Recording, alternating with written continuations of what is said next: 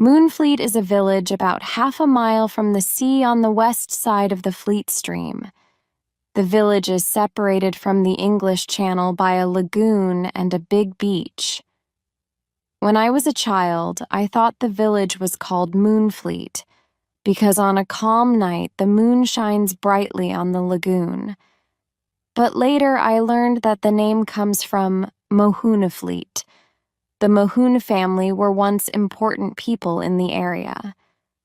My name is John Trenchard, and I was 15 when this story began. My parents had been dead for years, and I lived with my aunt, Miss Arnold, a kind but strict woman. It was late in October of 1757, and I was sitting in the living room reading a book called The Arabian Nights Entertainment. When it became too dark to read, I got up and went out into the street. It was a poor street because Moonfleet was a poor village, with not even 200 people. The sun had set, and it was beginning to get dark. I walked along to Ratsy's house because I could hear him working there. Ratsy was the sexton and the mason of the village. "Hello, John," said Ratsy. "Come in and help me finish this job. You can hold the lantern for me." Ratsy was always kind to me, so I went in and held the lantern while he worked on the tombstone of David Block, which said, "Sacred to the memory of David Block, age 15, who was killed by a shot fired from the schooner Elector on 21st June, 1757. The whole village was talking about David's death. He was only child of Elzevir Block, who had the Why Not Inn in the village. David was on a small smuggler's boat that June night, when it was stopped by the king's schooner. People said that a local magistrate called Maskew warned the king's soldiers about the smugglers.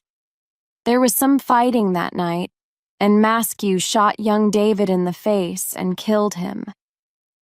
Poor David paid a high price for a night's adventure. The other smugglers were caught and sent to prison. He was talking about "What a cruel thing to do, shooting such a young boy," said Ratsy, as he worked on David's tombstone. "Well, I'm almost finished for today. You've helped me with the lantern, John, so come to the Why Not Inn with me. Elzevir needs to talk to friends at a time like this, and we can have something to drink that will warm us on this cold evening." I was only a boy, and it was an honor to be invited to the Why Not, the inn where all the men went. Aunt Jane will get angry if she finds out, I thought. The Why Not was not the real name of the inn. Its name was the Mohune Arms. The Mohunes once owned the whole village, but they had a lot of bad luck and lost all of their money. Their emblem, the form of a Y, was still on many of the buildings in the village. I was very excited when Ratsy opened the door of the inn. Elzevir Block was sitting by the fireplace smoking his pipe. He was a strong man with a lot of gray hair and a rather kind face. Elzevir got up when we came in and said sharply, "What does this boy want?" "Good evening, Elzevir," said Ratsy. "John and I want something to drink. It's cold outside. I've just finished working on David's tombstone, and it will be ready by Monday night." "David will finally rest in peace," said Elzevir sadly, "but the men who killed him won't find peace anywhere." "What happened to David was terrible," said Ratsy, "but revenge is always wrong." Elzevir did not answer, and looked at the fire in the fireplace. We drank some hot tea and looked at the fire too. At last Elzevir spoke. "John, it's time for you to go home. Men say that Blackbeard walks around the streets on the first cold nights. He evidently wanted to get rid of me, so I said goodnight and left. I ran all the way home and I didn't go by the churchyard because Blackbeard's ghost was there at night. Blackbeard was one of the Mohunes who died a century ago and was buried in the crypt under the church with other members of his family. Some people said he could not rest because he was looking for his lost treasure. Others said he could not rest because he had been evil in his life. Their description of Blackbeard was frightening. They said he was very tall and strong, with a long black beard, a dark face, and evil eyes. The Reverend Mr. Glennie, who was the parson and our school teacher, knew a lot about these things. He said that Blackbeard's real name was Colonel John Mohune. During the Civil War, King Charles III was a prisoner and gave him a huge civil war. King Charles III was a prisoner and gave him a huge diamond in exchange for a favor, to help him escape. Mohune took the diamond, but did not help the king escape. He hid the diamond somewhere, and after the war he returned to Moonfleet, where everyone hated him. Mohune died, and the secret of the diamond died with him. So now his ghost was trying to find the precious diamond. However, Mr. Glennie did not believe that Blackbeard had hidden the diamond in the churchyard. He believed it was hidden somewhere else. I was a brave boy, but I never walked near the churchyard at night. On the night of 3rd November, there was a terrible storm with very strong winds. I don't think anyone in Moonfleet could sleep that night. Early the next morning, the churchyard was flooded and water started entering the Why Not Inn. But by 9 o'clock, the wind stopped blowing and the sun came out. Before noon, the people of the village came out of their houses to talk about the terrible storm. This storm was important to me because it changed my life. Now I will tell you how. Very few people came to church on Sunday morning after the flood. Mr. Glennie, Ratsey, a few of us boys, some old women, and strangely enough, Elzevir Block, who never went to church. It was cold and damp inside the church, so Ratsey lit a fire. Then something unusual happened. Just as Mr. Glennie started his sermon, we heard a strange noise under the church. It was not a loud noise. It sounded like 2 boats touching each other at sea. We boys looked at each other because we knew what was under the church, the tombs of the Mohunes. They had been there a long time, and they had never made any noise. Everyone in the church was frightened. Then we heard another, louder noise. It sounded like the cry of a man. At that point, everyone ran out of the church except for Mr. Glennie, Ratsey, Elzevir Block, and me. Mr. Glennie went on with his sermon and did not say anything about the strange noises. At the end of the sermon, Ratsey asked, "Mr. Glennie, are dead men moving under our feet?" "No, no," said the parson. "The flood has filled the crypt with water, and so the coffins are moving around and making a noise." I believed the minister's words, but I was frightened. We left the church and walked towards the village together. Mr. Glennie was always friendly and kind to me, so I asked him a question. "Mr. Glennie, what do you know about Blackbeard and his treasure?" "My dear boy," he answered, "I don't know much. I only know that Colonel John Mohune, called Blackbeard, spent all of his family's money and the poorhouses of Moonfleet had to close. He was an evil man and even killed one of his loyal servants. At the end of his life, he was probably afraid, and he talked to the Reverend Kindersley of Dorchester. He left a will too, which I have seen." "You've seen Blackbeard's will?" I asked excitedly. "Yes," said Mr. Glennie. He said that his treasure, which was the diamond, should be sold and the money used to repair the poorhouses. But he never said where the diamond was hidden. He probably wanted to get it himself, sell it, and then give the money to the poorhouses. But he died before he could get it. So people say he can't rest in his tomb until the treasure is found and the poor are helped. I thought a lot about what Mr. Glennie said.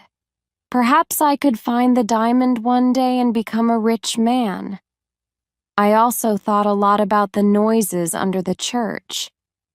I decided that coffins did not make those noises because they get old and the wood breaks after a few years.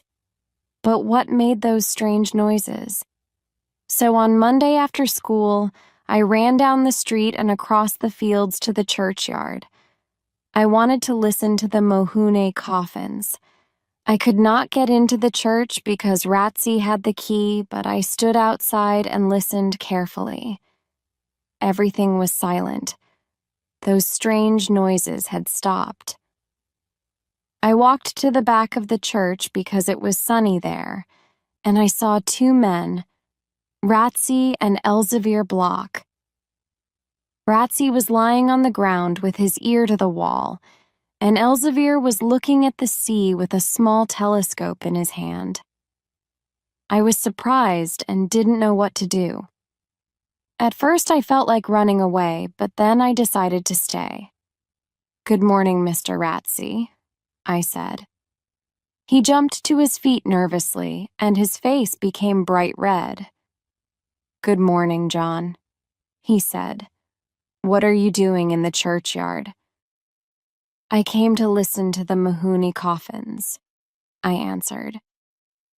"Well, I came here to examine the church wall after the flood. I think I'll have to repair the wall a bit." I did not believe what he said, because the church wall was in good condition. As Ratsy was talking to me, I noticed that Elzevir was amused at Ratsy's embarrassment. When we went to church on Sunday, everything was quiet as usual, and there were no strange noises in the crypt.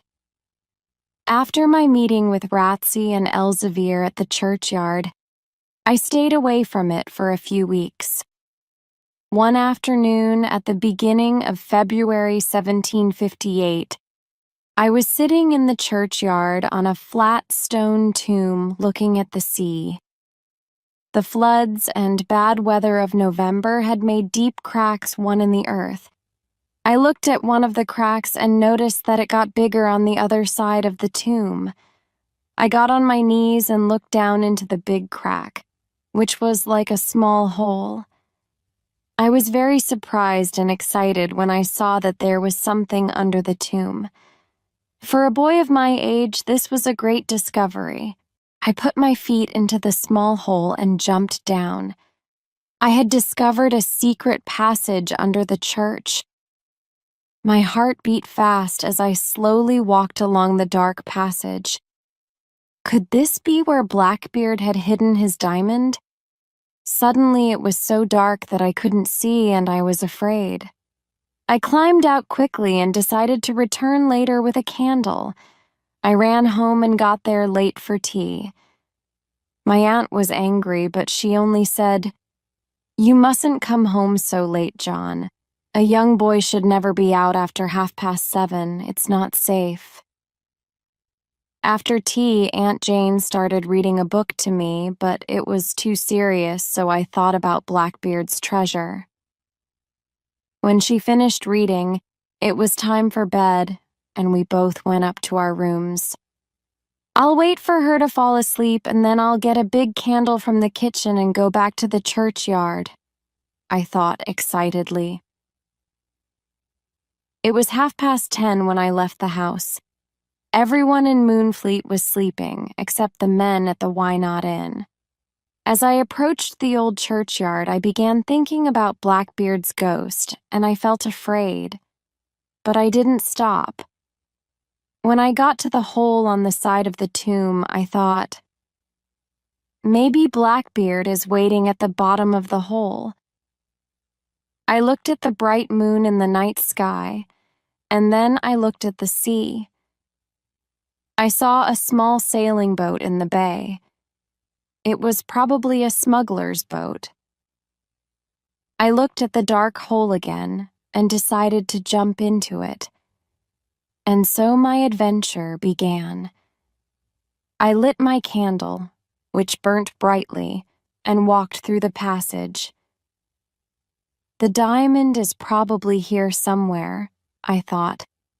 I'll be able to buy presents for Mr. Glennie and Ratsy and Aunt Jane.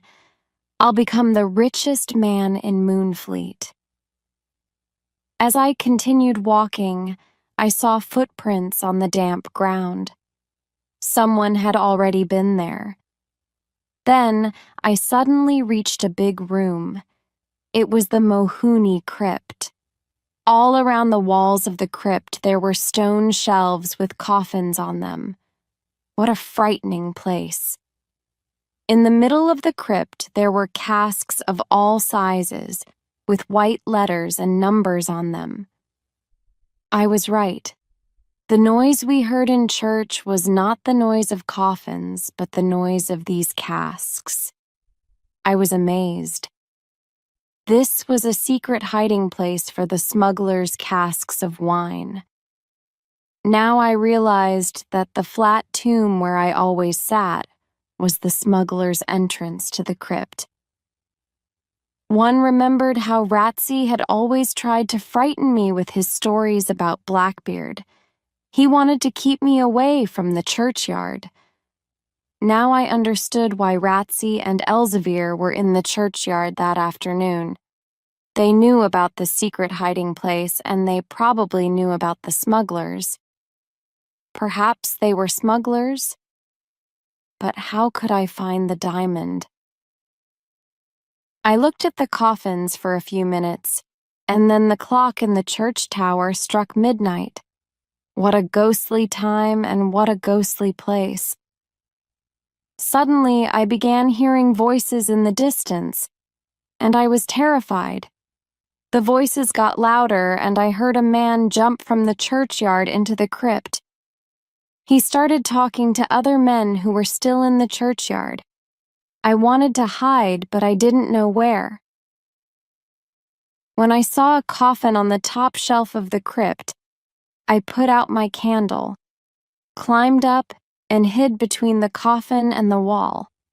I could not see anything from my hiding place, but I heard Ratsy's voice talking to other men. "I was in Dorchester 3 days ago," said one man, "and people say that Judge Barentine wants to hang all smugglers." "Barentine and old Maskew are a cruel pair," said another man. "If I meet Maskew alone one night, I'll—" "Don't touch Maskew. He's mine," said a deep voice. It was Elzevir. Then a man said, "I don't trust that Trenchard boy. He always sits on the flat tomb and looks at the sea. I even saw him tonight with my telescope. I think he's Maskew's spy. He tells Maskew everything he sees." "You're right," said another man. "I've seen him near the Maskew house many times." The man was right. I liked Grace Maskew, and when she was very ill, I sat near her house hoping to see Dr. Hawkins. One day I saw him and asked him about Grace. He was a kind man and said she was getting better. This made me happy. "No, the Trenchard boy isn't a spy," said Ratsy. "He sits on the flat tomb of the churchyard because he likes looking at the sea. He's a good, simple boy. He believes everything I tell him. I've told him some terrible stories about Blackbeard, and he'll never come to the churchyard at night." He started laughing, and the others laughed too. Then Elzevir spoke. "John's a brave boy. He's David's age, and he'll be a good sailor one day." I was pleased to hear Elzevir say those words because I liked him. "Well, Ratsy," said Elzevir, "you have to close that hole under the flat tomb because someone could look down into the crypt." "Don't worry, I'll do it," said Ratsy. Soon the meeting ended and the men left the crypt. I wanted to leave too, so I lit my candle and looked around. I tried climbing down from the stone shelf, but I slipped and grabbed the old coffin. My hand went through the rotten wood and touched something strange. I looked at my hand and saw a man's black beard. I dropped my candle and cried, "The beard of a dead man, Blackbeard's beard." I was terrified and wanted to run away, but I didn't. Perhaps this was a clue. Perhaps Blackbeard's treasure was nearby. I looked at the beard carefully and then decided to look inside the rotten coffin. I must be brave, I thought, if I want to find the diamond. I slowly opened the old coffin, and inside I saw the skeleton and old clothes of Colonel John Mohune. I put my trembling hand inside and looked for the diamond, but it was not there. However, I found a locket around Mohune's neck. I slowly took the locket out of the coffin and opened it, hoping to find the diamond inside. But the diamond was not inside. I only found a folded piece of yellow paper with some words from the Bible.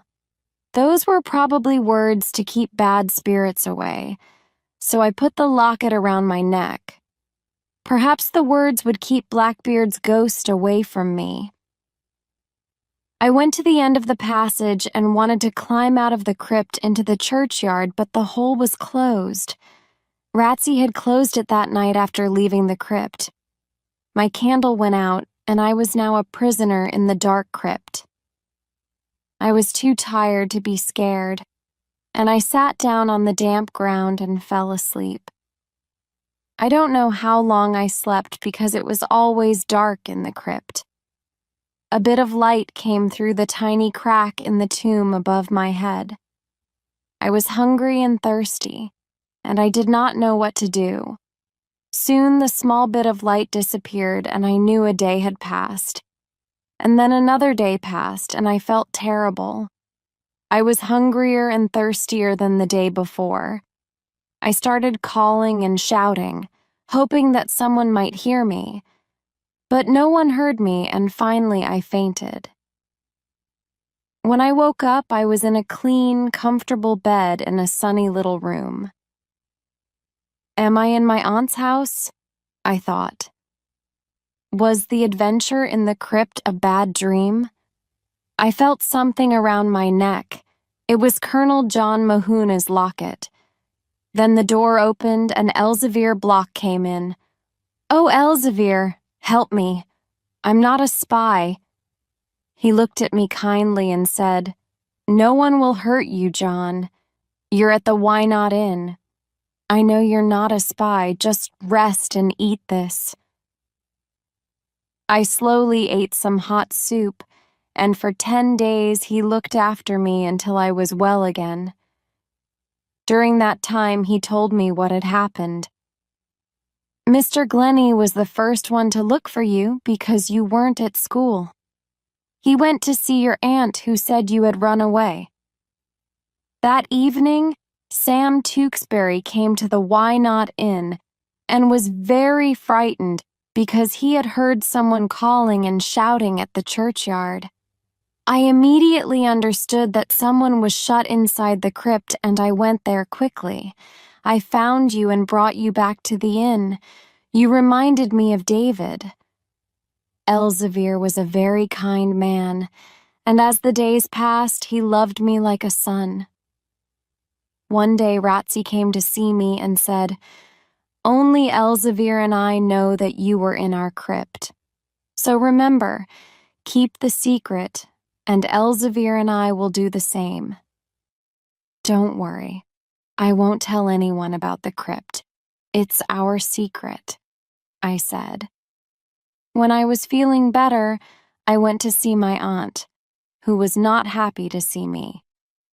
She did not let me come in the house and said, "People who go to the Why Not Inn are not welcome in my house."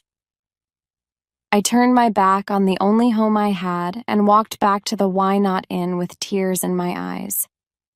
I told Elzevir about my aunt, and he replied, smiling, "Your new home is here with me, John. You've taken David's place. I'm happy you're here." I've mentioned Maskew's name a few times, and I'd like to say something about him. He was not a tall man, and he had a thin face, sharp gray eyes, and reddish hair. He was a lawyer and had made money in Scotland many years ago. People said he came to Moonfleet to get away from trouble. He bought a big mansion on the Mohunny property. It was an old mansion with some broken parts, but he did not like spending money. So he only repaired the part where he and his daughter, Grace, lived. Before Maskew bought the mansion, no one lived on the Mohunny property, and children played in the big garden, and men hunted in the woods. But after his arrival, he did not allow anyone on his land. Everyone in Moonfleet disliked him for this, and when he became a magistrate, everyone disliked him even more. After the death of young David Block, Maskew's life was in danger. However, everyone liked Maskew's daughter, Grace. She was a tall, thin girl with light brown hair and a friendly face. She came to school with me and the children of the village, and we sometimes met after school. One morning in March, the bailiff too and his clerk came to Moonfleet to renew the 5-year rent of the Why Not Inn. This required a formal auction, even if for generations only Elzevir's family had rented the inn.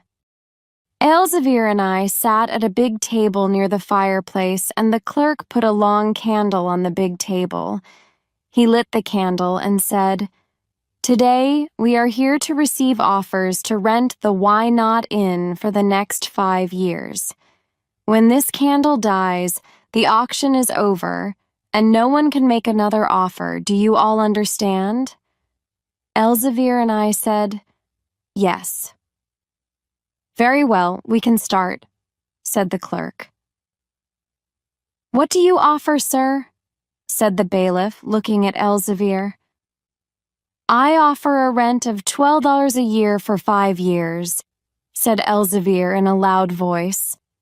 "Please write it down," said the bailiff to the clerk. "Does anyone else want to make an offer?" I was silent and looked around amused, because only Elzevir and I were in the inn. "We must wait for the candle to go out," said the clerk. "Then the auction is over." So we sat there and waited for the candle to go out. Suddenly the door of the Why Not Inn opened and Maskew appeared. Elzevir's face became dark and angry. "You're not welcome here, Maskew," cried Elzevir. "Gentlemen, please," said the bailiff. "This is an auction and people can come and make offers. The candle is still burning." "I offer $13 a year for the inn," said Maskew. The clerk wrote the offer in his book. "I offer $20 a year for the inn," said Elzevir. "I offer $21 a year," said Maskew. "And I offer $30 a year," said Elzevir angrily. The bailiff, the clerk, and I were surprised and confused. The candle was burning and the 2 men continued making offers. When the candle started dying, Maskew cried, "I offer $200 a year." "Goodness me," exclaimed the bailiff. "Now the candle is out and you, sir, are the new landlord of the Why Not Inn." He looked at Maskew and said, £200 a year is a lot of money for this old inn. Maskew had an evil smile on his face. Elzevir did not say a word. He was too angry to speak. The bailiff and the clerk wrote a long contract which was signed by the three men, Maskew, the bailiff, and the clerk. "Very well, Mr. Block," said the bailiff. "On May the 1st you must leave the inn. I'm sorry about this." Maskew, the bailiff, and the clerk left, and Elzevir and I sat together at the big table. He had his head in his hands and he was silent. He had just lost the inn, and I had just lost my home. We were both worried and upset. What could we do now? Where could we go? When the people of Moonfleet found out about the auction, they were angry with Maskew. For days, he didn't come into the village. The people knew that Maskew wanted to help the king's soldiers arrest the smugglers, but no one understood why. Some said he was evil and liked hurting people. Others said he wanted to get rid of the smugglers so that he could control the smuggling business. In the past, I had seen him standing at the window of his mansion with a telescope in his hand, looking at the sea. He was probably looking for the smugglers' boats. One evening in the Why Not Inn, Elzevir said to me, "Sit down, John. I want to talk to you. That devil Maskew is trying to catch us smugglers, so we must be very careful with the next cargo. The sailing ship Bonaventure will be here soon with about 100 casks of wine. But the ship won't stop at Moonfleet Bay. It will go to Horehead because Maskew is probably watching the bay and the churchyard. And we won't hide the casks in the crypt. At Horehead, we'll meet other smugglers with horses and take the casks to Pyegrove's Hole and hide them there." I suddenly felt some cold air on my shoulders, and I quickly turned around. "What's the matter?" asked Elzevir. "I think someone was listening to us and has just left," I said. I felt some cold air on my shoulders. No, said Elzevir. "You felt cold air because it's a windy night. Don't worry, John, no one was here." "Elzevir," I asked nervously, "are we leaving the Why Not Inn tomorrow?" "Yes, John, we're leaving the inn and we're probably going to live in a small house near Worth. It's near the Lobster Inn and there's a good view of the sea. But you're tired, poor boy. Go to bed now and get a little sleep." Elzevir was right. I was tired, but I could not sleep. I did not want to leave Moonfleet because I had lived there all of my life.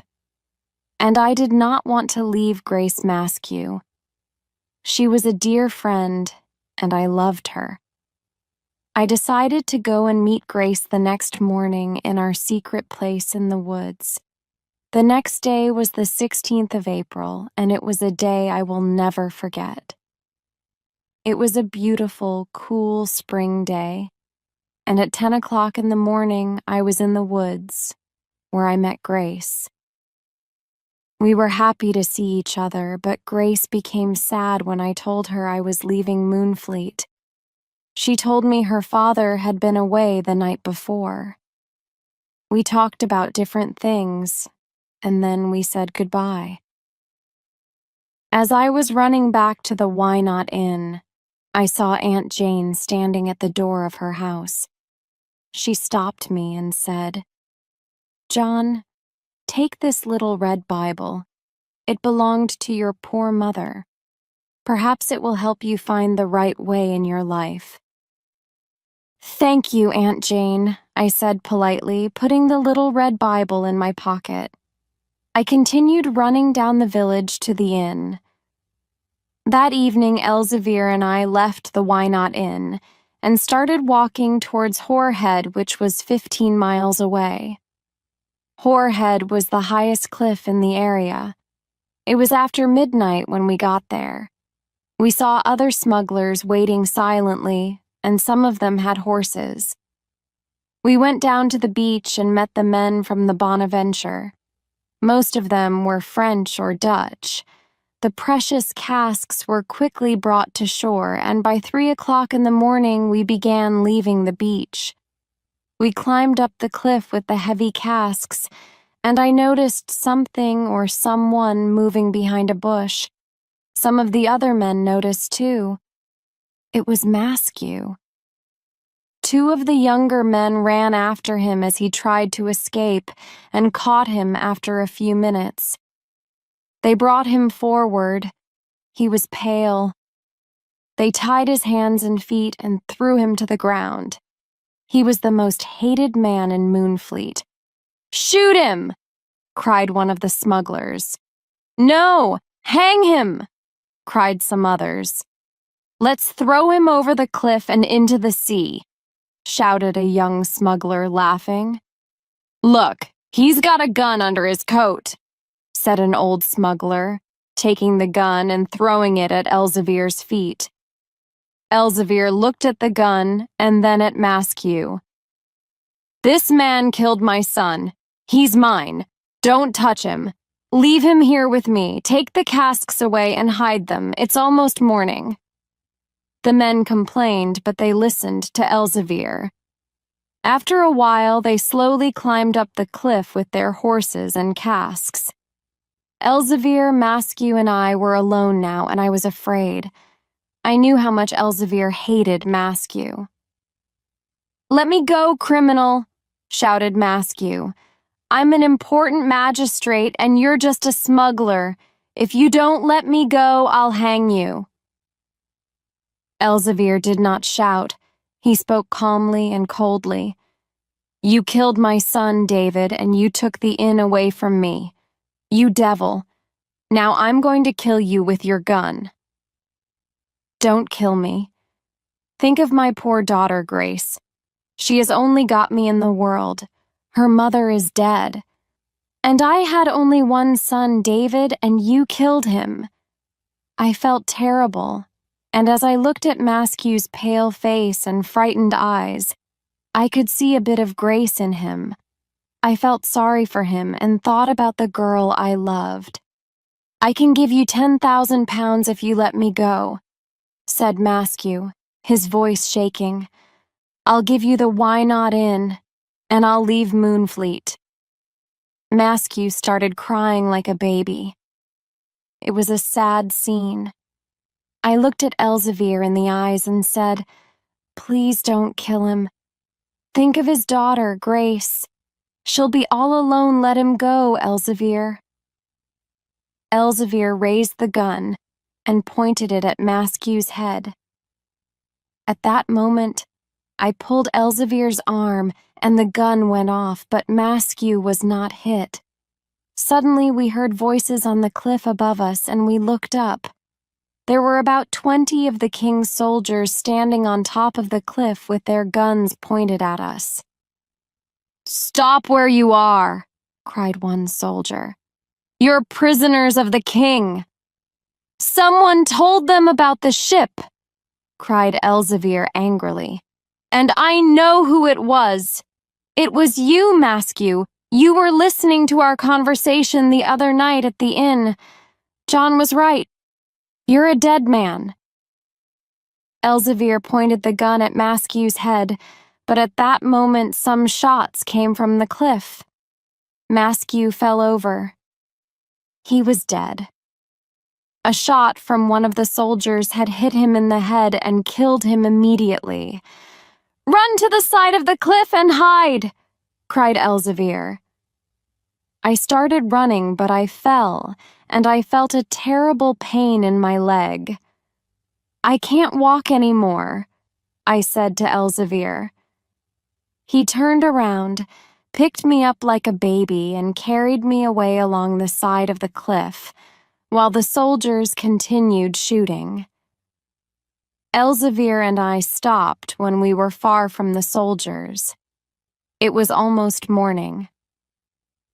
Mr. Aidan.ir. "Can you stand up, John?" he asked. Is your leg broken?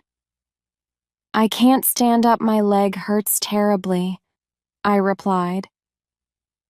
Then you've broken it, my boy, said Elzevir sadly, looking at my left leg. We have a quarter of an hour before the soldiers can get down to this side of the cliff. Listen carefully, John. With your broken leg, we can do one of two things. We can wait for the soldiers to come and take us to prison, or we can try to escape to a secret hiding place called Joseph's Pit. How can I escape? My leg's broken and I can't walk, I said weakly. I'll carry you, John. There's a difficult, narrow path along this cliff. It's called the Zigzag. Few men know about it, and even fewer men can walk on it because it's very steep and dangerous. If you fall from the zigzag, you're a dead man because below you there's only the sea and the rocks. It's better to die on the rocks or in the sea than to go to prison, I said. Let's go, Elzevir. The soldiers will never follow us on the zigzag, said Elzevir, looking up at the soldiers. Elzevir picked me up and we started walking. I understood his courage and his love for me. Remember, John, don't look down, he said. Just shut your eyes. The path was difficult and dangerous. I was terribly frightened, and I often shut my eyes because I didn't want to see where we were going. Too many things had gone wrong in the last few days. We lost the Why Not Inn. The soldiers found out about our smuggling, and I broke my leg. And now we were looking for a place to hide. Why did Elzevir and I have all of this bad luck? At a certain point, Elzevir said, Let's stop here for a few minutes. I need to rest. I'm not a young man anymore.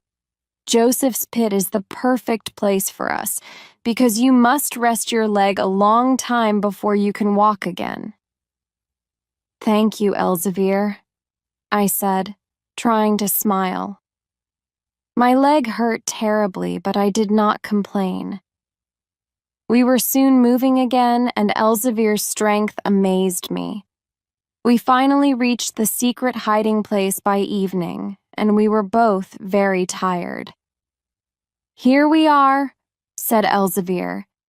This is Joseph's Pit. It's a big cave near the sea and will be comfortable. No one can find us here. I looked around and saw that there was an opening at the far end of the cave. I felt the fresh sea air and was happy to be there. Elzevir gave me some water to drink, and I fell asleep on a bed of sand. I was very ill with a high fever for many days, and he looked after me like a mother looks after her child. At night, he went to find food, and during the day, he never left me alone. He was able to tell Ratsy where we were, and Ratsy often brought us food, which he left at an old house nearby. Ratsy was a real friend, and he helped us as much as he could. Well, John, when your leg gets better, we have to leave England and take a ship to France, said Elzevir one evening. We'll stay there until the soldiers stop looking for us. Then we can return. Mr. Aidan.ire. By the middle of May, my leg was getting better. One night when Elzevir was away looking for a ship to take us to France, Ratsy came to the cave and talked to me. I've got bad news, John, he said, pulling a piece of paper out of his pocket. Read this. The king's soldiers are still looking for you and Elzevir. Now there's a price on your heads, £50 for Elzevir and £20 for you. They think Elzevir killed Maskew. You're both in big trouble. Elzevir went out to look for a ship to take us to France, I said. Good, I'm glad, said Ratsy. Stay away from England until things are quiet. I hope he finds a ship tonight, I said. Ratsy left the cave and I was alone and worried. There was a big storm outside. For some strange reason, I started touching the locket around my neck and opened it. I took out Blackbeard's piece of paper and started reading it. There were words from the Bible, so I opened my little red Bible and found them. But there were some mistakes. Blackbeard had written 2 numbers before the words each time, but only the first number was right. What did the second number mean? Was it a riddle? Could I solve it? I read the numbers and the words many times. Perhaps the second numbers hid Blackbeard's secret. And I was right. I soon solved the riddle and discovered Blackbeard's secret. The number 4 meant the 4th word, and I found 5 of them. 80 feet deep. Well, north. What did these words mean? They went around in my head as the wind blew outside, and I fell asleep. The next morning, I woke up and saw Elzevir. I was very excited and told him how I discovered Blackbeard's secret. He listened carefully and looked at the notes. Now he was excited too. Yes, he cried. You're a clever boy, John. The well that Blackbeard mentions is the famous well at Carisbrooke Castle. It's one of the deepest wells in England. People come from London to see it. Blackbeard probably hid the diamond 80 feet deep in the well. Carisbrooke. That's the castle where King Charles the Run was a prisoner during the Civil War, I said. I'm sure it's the well at Carisbrooke Castle. I know Carisbrooke Castle very well. It's about 2 miles from Newport on the Isle of Wight. We can stay at the Bugle Inn, where smugglers are welcome. Elzevir's eyes shone with excitement. Another week passed, and I started walking around the cave slowly. I was getting stronger every day. Elzevir went to meet Ratsy one night and came back with clothes and a whip. They were the clothes of a carter. There were 2 white jackets, 2 hats, and carter's trousers. With these clothes, no one could recognize us. Your leg is much better now, John, and we can leave in 2 days, said Elzevir. The Bonaventure will come and we can go on board at night. I immediately thought about Grace because I wanted to see her before leaving, but I didn't want to tell Elzevir. Can I go back to Moonfleet before leaving for Carisbrooke? I'd like to see my old village one last time because I love it. Elzevir smiled and asked, Do you love the village or someone in the village? My face became red and I said, I love Grace Maskew. Elzevir was silent at first and then said, She's a good girl and I'm glad I didn't kill her father. You can go and see her, but wear the carter's clothes and be very careful. I'll wait for you here. Be back by midnight. It was dark when I left the cave and I walked all night until I got to Moonfleet the next morning.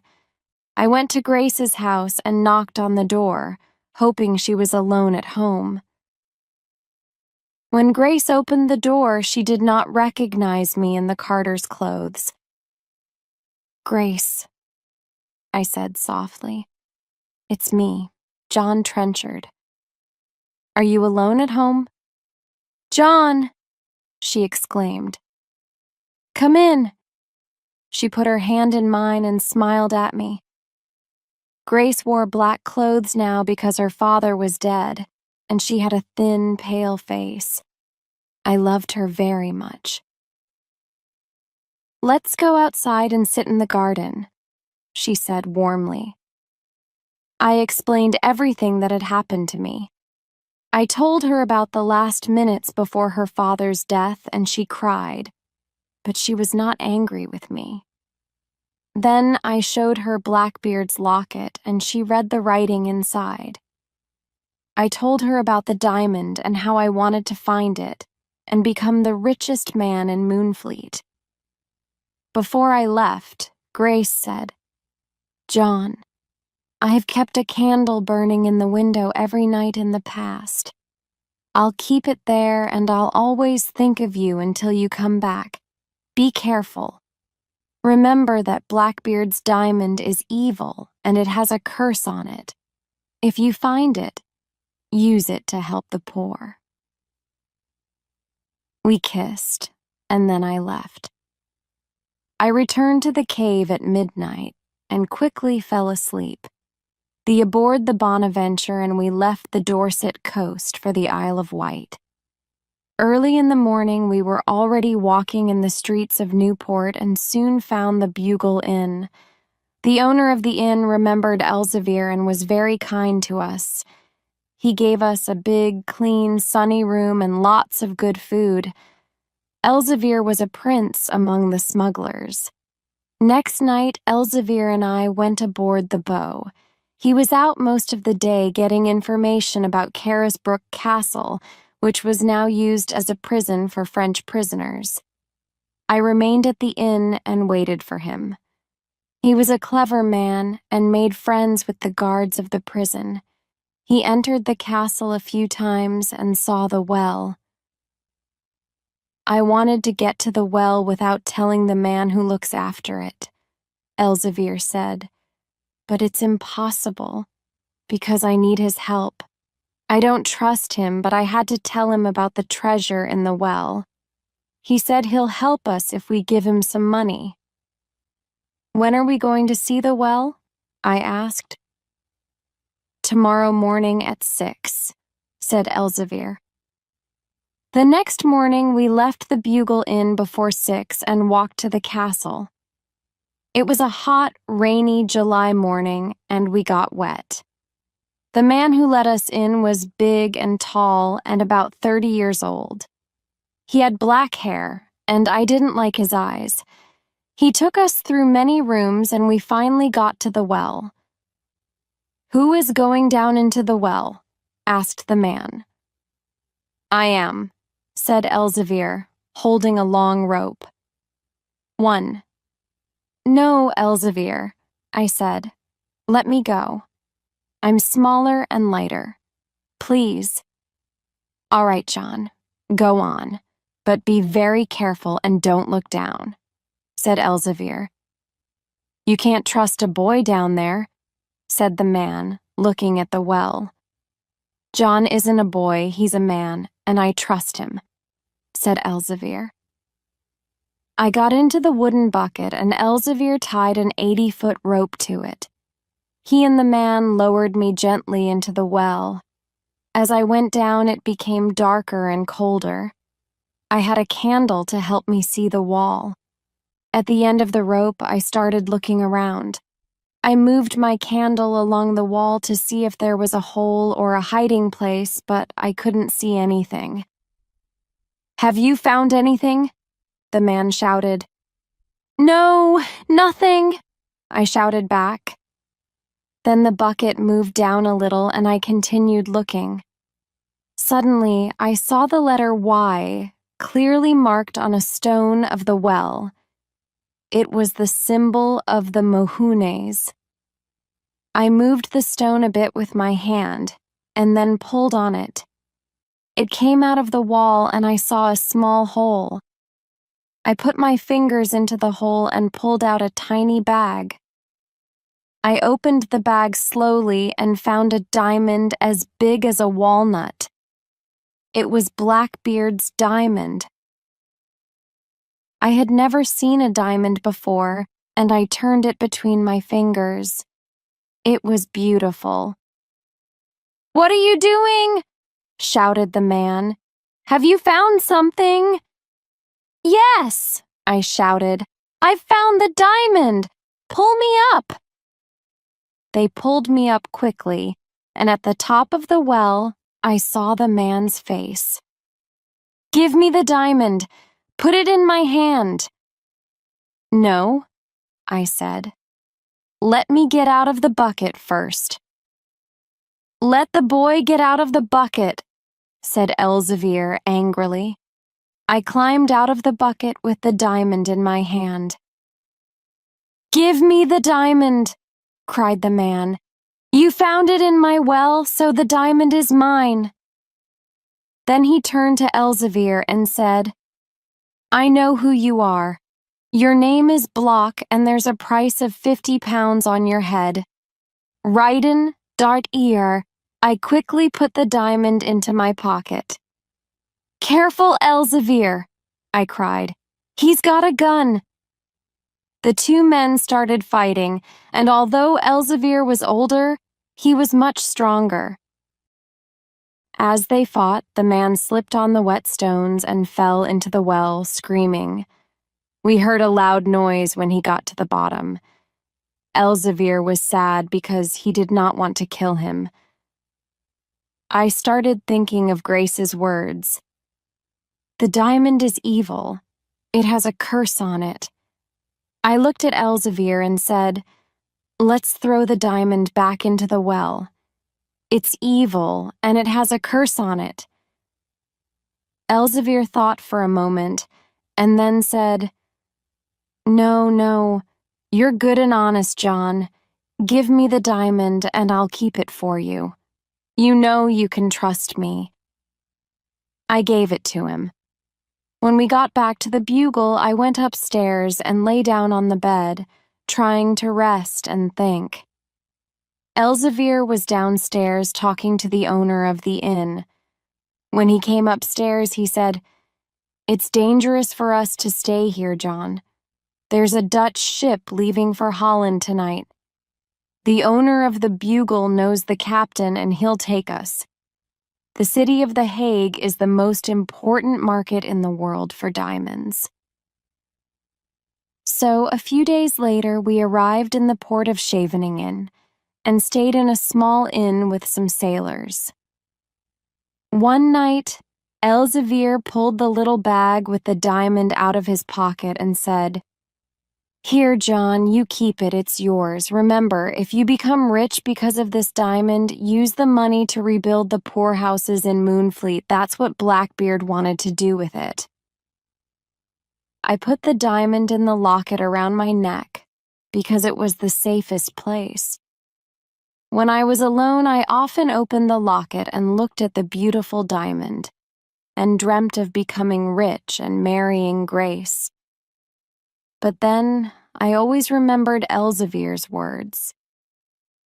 Since Elzevir's mother was Dutch, he could speak that language quite well, and he asked around about diamond dealers. 1. He learned that most of the diamond dealers lived in one part of town, and the best one was Crispijn Aldobrand. He was rich, he was a good dealer, and asked few questions. He was the right man for us. One evening late in the summer, we went to Aldobrand's house before sunset.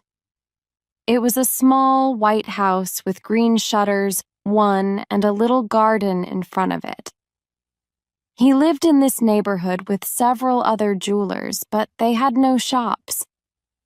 They usually had a sign above their door saying that they bought and sold jewels. A little old man with white hair and a white beard opened the door. He was at least 70. Well, gentlemen, what do you want to sell? He asked us in English. Please remember that I buy only good diamonds, no toys. Elzevir answered, This boy has a diamond to sell. I had the diamond in my hand and gave it to him. He looked at it carefully and brought it close to his eyes. Suddenly his face and his voice changed. His eyes shone as he looked at the diamond. It's too dark here. I need more light, he said. Follow me.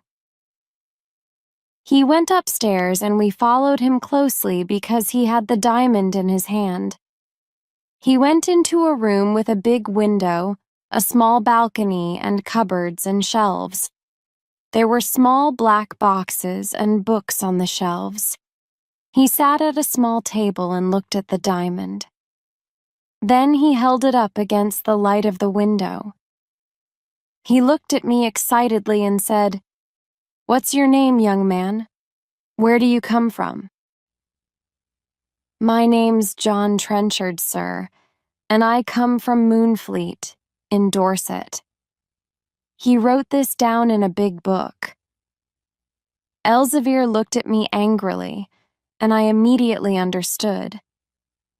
Why did I give that man my name? I didn't know that this was going to change my life. "How did you get this diamond?" asked Aldobrand, touching it with his finger. "We're not here to answer questions," said Elzevir angrily.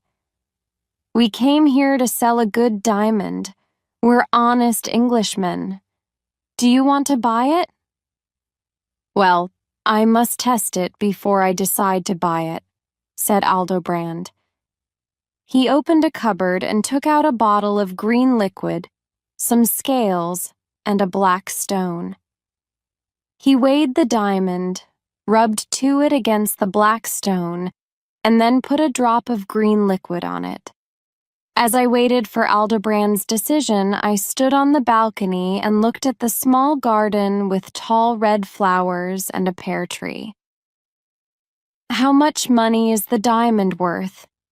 I thought excitedly.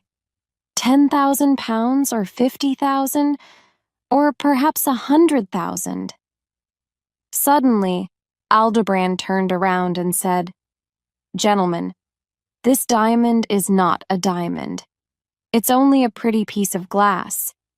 It didn't pass any of the tests. First, it's too light, a diamond is heavier.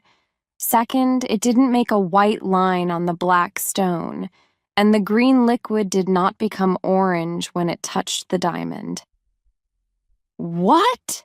said Elzevir, who was very disappointed. I can't believe it." "But I can give you 10 pounds for it," said Aldobrand, looking at us carefully.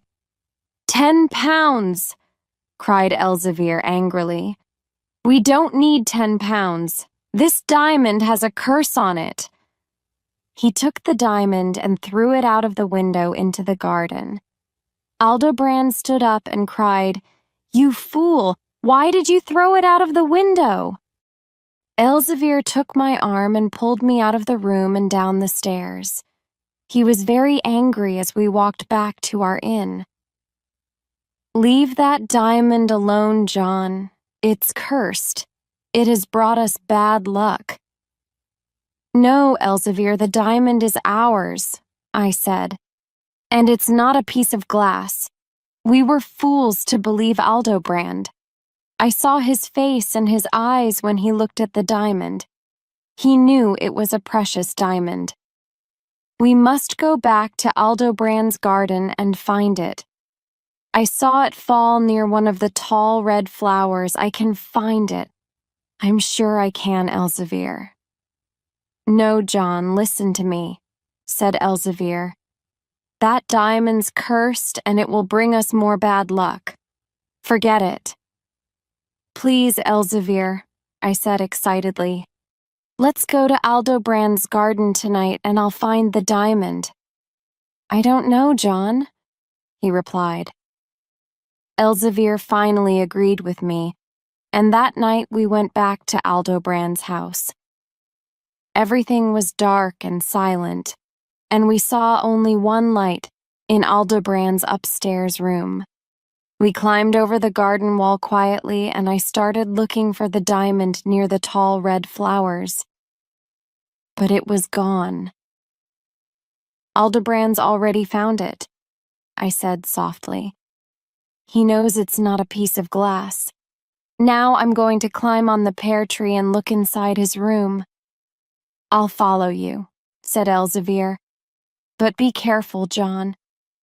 "Don't worry," I said excitedly. I climbed up to the balcony and saw Aldobrand sitting at his table looking at my diamond. I was very angry because Aldobrand had stolen it. Without waiting to ask Elzevir what to do, I jumped through the window and into the room and put my hand on the diamond. Elzevir was behind me. Aldobrand screamed, "Thieves! Thieves! Help!" Suddenly, 6 big men who were Aldobrand's servants came into the room and hit us with sticks. I fell to the floor. I saw Elzevir fighting bravely, but then he fell too. Elzevir and I were taken to prison, a horrible Dutch prison. During the trial 1, we told our story to the judge, but he did not believe us. He believed Aldobrand, who told a very clever story. These Englishmen jumped through the window of my room and wanted to steal one of my precious diamonds, said Aldobrand, looking at the judge. "Liar! Thief!" shouted Elzevir. "That diamond was ours, not his. He's a liar and a thief." The judge turned to us and said, "You two will spend your life in prison for this crime." Elzevir did not complain, but I was furious. All of my life in prison, I thought. I'm just a boy and now I'm ruined.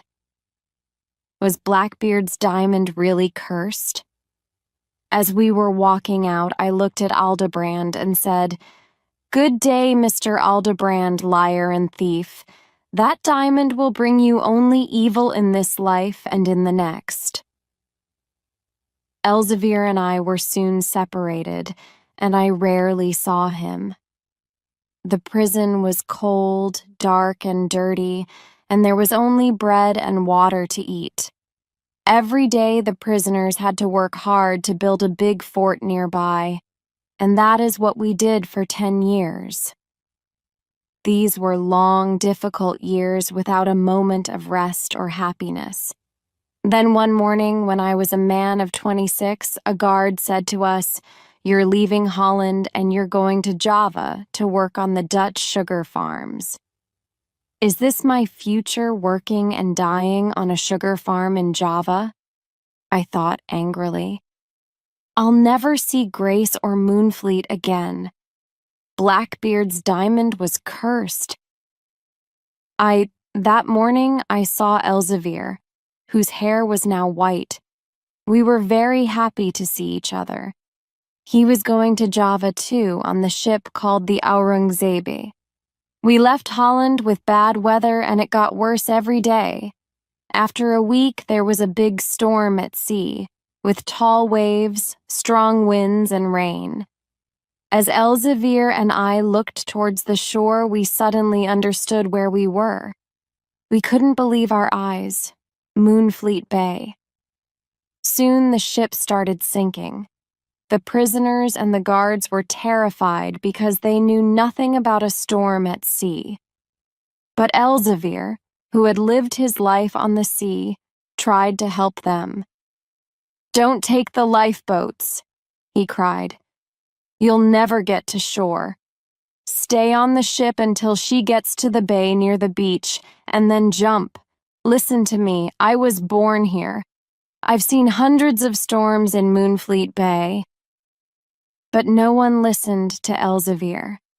Everyone tried to get into the lifeboats, and they all died in the rough sea. Elzevir and I stayed on the ship until the last minute. "John, listen to me," he said loudly. "Jump when I tell you. The men on the beach will throw us a rope and we must catch it before another big wave comes. Remember, the big waves are dangerous because they'll pull you back into the sea. Goodbye, John, and God save us both." I held his big hand and waited to hear the word, "Jump." "Jump! Now!" he shouted suddenly. We jumped into the rough, cold sea, and we could see the men on the beach with the ropes. I was very cold and weak. Elzevir caught one end of a rope and said, Take this rope." He pushed me onto the beach with his strong hands. He saved my life. Then I heard a big wave coming behind me, but I couldn't turn around. A minute later, I was lying on the beach and I was shaking with cold. A crowd of men and women stood around me, but I couldn't speak. I remember that some men put warm blankets around me and carried me to a fire where I fell asleep. Was this all true? I thought as I woke up. Am I in Moonfleet and a free man now? I was lying on the wooden floor of the Why Not Inn, and I heard a voice say, "Elzevir." "Elzevir," I said. "Where is Elzevir?" "Who's asking about Elzevir?" said a voice I knew. It was Ratsy's. "Don't you remember me, Ratsy?" I said, sitting up and looking at him. "I'm John Trenchard, who left Moonfleet long ago. Where is Elzevir?" Ratsy's face became white when he saw me, and then he came to me and shook my hand warmly. He asked me many questions, but I wanted to know about Elzevir. Ratsy spoke very softly and said, "You're the only person we found on the beach." "That's not true," I cried. "Elzevir was close to the beach when he gave me the rope and pushed me forward."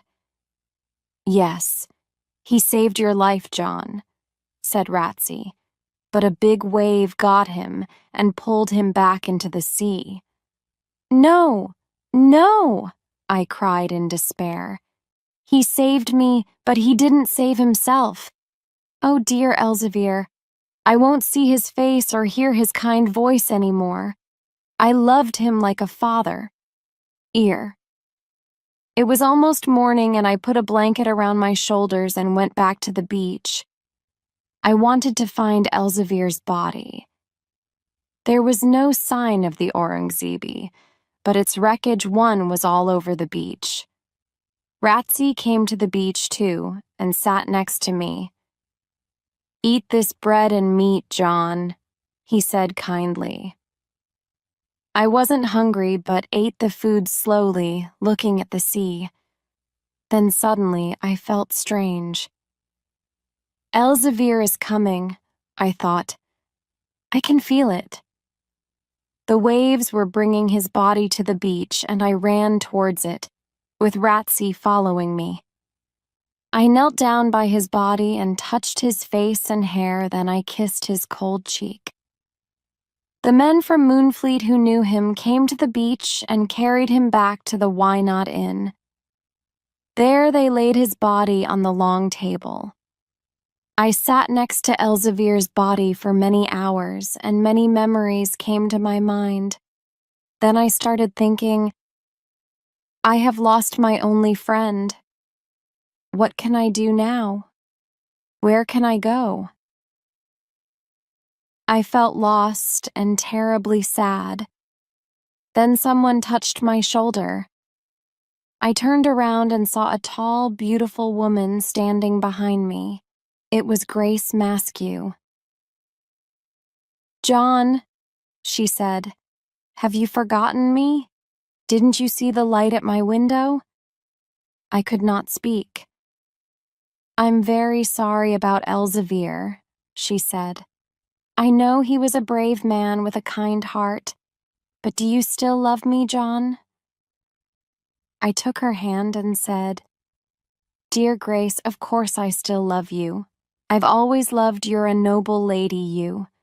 But many things have changed, and I'm a very poor, unlucky man."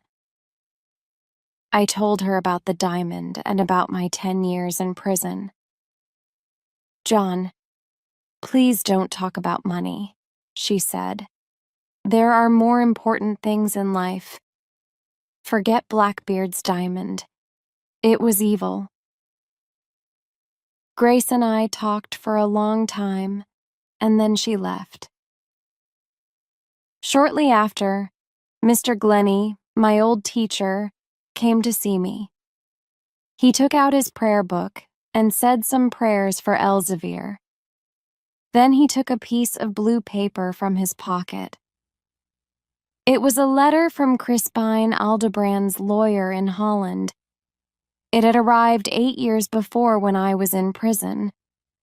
The long letter said that before dying, Aldebrand wrote a will and left all of his money to John Trenchard of Moonfleet. He explained that the diamond was real and that he had stolen it from me and Elzevir, and now he was very sorry. The diamond had brought him a lot of bad luck. "Well, John, you're a very lucky young man," said Mr. Glennie, smiling. "There's no longer a price on your head, so you're a free man. And you're a very rich man, too, with all of Aldebrand's money." I was very surprised and did not know what to say. Suddenly, I wasn't poor anymore. How strange life is. Mr. Glennie and I talked about Aldebrand's will until midnight, and then he left. I spent the night next to my great friend, Elzevir. This is the end of my story. I received all of Aldebrand's money, but I did not keep it for myself. With Mr. Glennie's and Grace's help, I rebuilt and opened the poorhouses, and built a new hospital and new homes for the people of Moonfleet. Part of the money was used to improve the church and the school, too. I became an important person in my village. Grace and I got married, and the old Mohune mansion became a beautiful home again. We have 3 lovely children, Elzevir, Grace, and John. We live happily in Moonfleet and never leave it. When there is a bad storm, I run down to the beach with the others and try to help the men at sea. Sometimes we cannot help them and we see them die. And each time I stand on the beach with a rope in my hand, I remember dear Elzevir and how he saved my life. He was very sorry. The diamond had brought him a lot of bad luck. "Well, John, you're a very lucky young man," said Mr. Glennie, smiling. "There's no longer a price on your head, so you're a free man. And you're a very rich man, too, with all of Aldebrand's money." I was very surprised and did not know what to say. Suddenly, I wasn't poor anymore. How strange life is. Mr. Glennie and I talked about Aldebrand's will until midnight, and then he left. I spent the night next to my great friend Elzevir. This is the end of my story. I received all of Aldebrand's money, but I did not keep it for myself. With Mr. Glennie's and Grace's help, I rebuilt and opened the poorhouses and built a new hospital and new homes for the people of Moonfleet. Part of the money was used to improve the church and the school, too. I became an important person in my village. Grace and I got married, and the old Mohune mansion became a beautiful home again. We have 3 lovely children, Elzevir, Grace, and John. We live happily in Moonfleet and never leave it. When there is a bad storm, I run down to the beach with the others and try to help the men at sea. Sometimes we cannot help them and we see them die. And each time I stand on the beach with a rope in my hand, I remember dear Elzevir and how he saved my life.